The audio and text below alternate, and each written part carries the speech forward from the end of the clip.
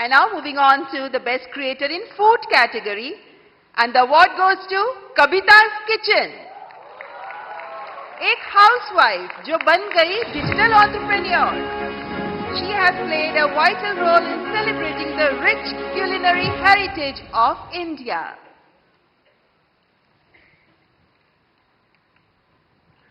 कविता जी, बहुत बहुत बधाई आपको. धन्यवाद सर. वो जो मल्हार है ना, उनको खाना बनाना हाँ, सिखाओ. उसको कुछ सिखाइए.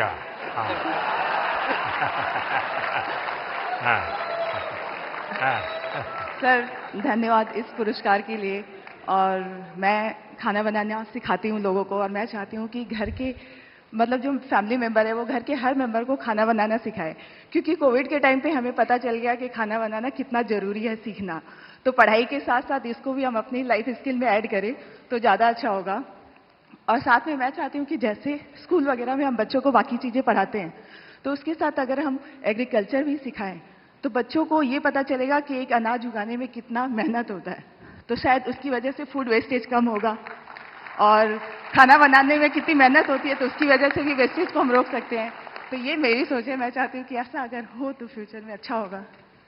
अच्छा हुआ आप इस काम को किया, और आपके कारण लोग जानेंगे कि वरना हमारे गुजरात के लोगों का एक स्वभाव रहा है, वो सैटरडे शाम को कहीं के रेस्टोरेंट ढूंढते रहते हैं, फास्ट फूड.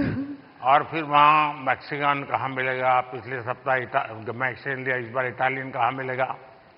और अगर वो कुल्लू मनाली जाएंगे तो यार गुजराती डिश कहाँ मिलेगा.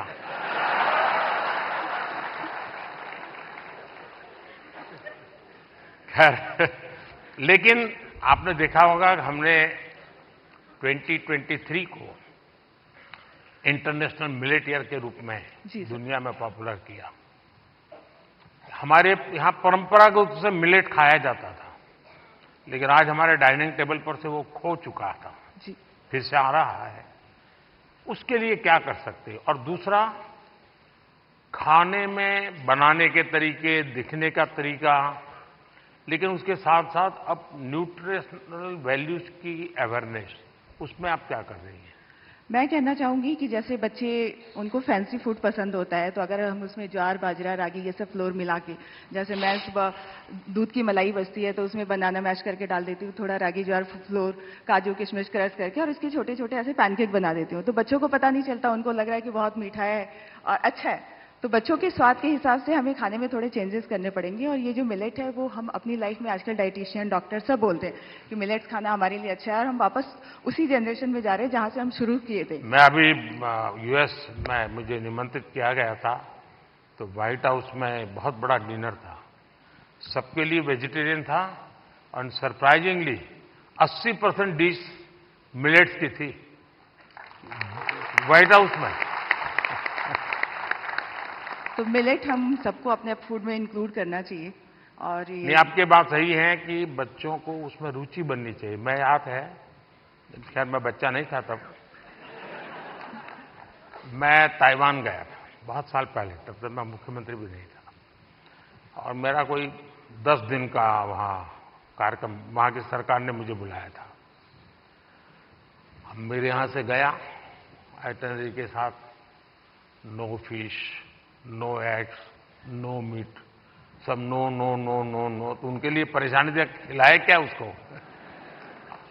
तो फिर मेरे साथ जो उनके कोऑर्डिनेटर थे, उन्होंने कहा कि साहब यहाँ एक बुद्धिस्ट रेस्टोरेंट है जो वेजिटेरियनिज्म को प्रमोट करती है, तो हमने आपके लिए वहाँ तय कर लिया है, आप, क्योंकि और कहीं पर भी आपके लिए वेजिटेरियन मिलना मुश्किल हो जाएगा. तो मैंने कहा चलिए, आपकी बहुत बड़ा धन्यवाद करता हूँ, आपने मेरी सेवा की. अब मैं गया, सब मैंने उन्होंने शोकेस किया हुआ था ऑर्डर देने के लिए. मैं देखते ही चौंक गया, क्योंकि किसी को दिखता था चिकन जैसा, कोई दिखता था फिश जैसा, कोई मटन की सारी चीजें दिखती थी. मैंने कहा यार तुम यहाँ कहाँ ले आए मुझे, ये तो सब नॉन वेज है. तो फिर मुझे उन बुद्धिस्ट जो लोग थे उन्होंने समझाया कि साहब यहाँ के लोगों को वेजिटेरियन की तरफ ले जाने के लिए हम वेजिटेरियन चीजों का शेप ऐसा बनाते हैं